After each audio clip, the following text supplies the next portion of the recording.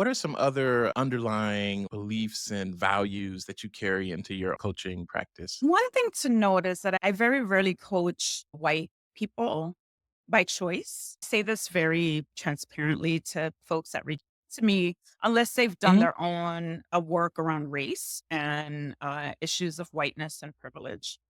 That I learned pretty early on through Mhm. mistakes that I made. That relationship is a relationship that I have my own challenges with. And that because of the nature of race in the United States, as a person of color, you become the caretaker, the explainer, and that's not the role that I want to.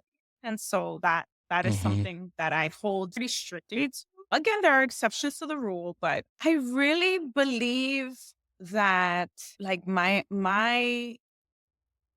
tagline on my website is "Hay otra forma," which means there is another way. And I really believe that, Rolanda. I believe it like as clear as I can see you on my computer, I believe it. And there is another There is way. another way. And I believe it because I've experienced that in my own life. But I believe that with the right, okay, air quotes here, you would identify what that is for you with the right support, there is another way. Like it doesn't have to be, we don't have to recreate trauma. We don't have to create organizations that treat people like shit. Events to our value. Tagline of "Hay otra forma" is how do you and I work together to find a, a method that is based on love, that is rooted in justice, that is clear about our limitations, that understands when I am not right for a role. How to, even in the Mhm. worst of circumstances, like when you have to let someone go, how do you do that with love and care and compassion?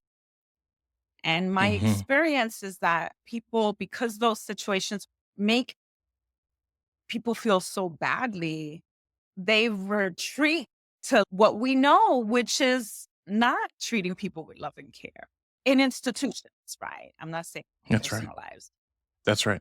though there too, perhaps. And so I work on that. How do, if you want to work with me, do you believe this to be true? I don't believe that you can separate the personal and the profession. I say that on my Let's go. website, Let's and I talk say about it's it. my personal life will make their way over to my professional life and vice versa, right?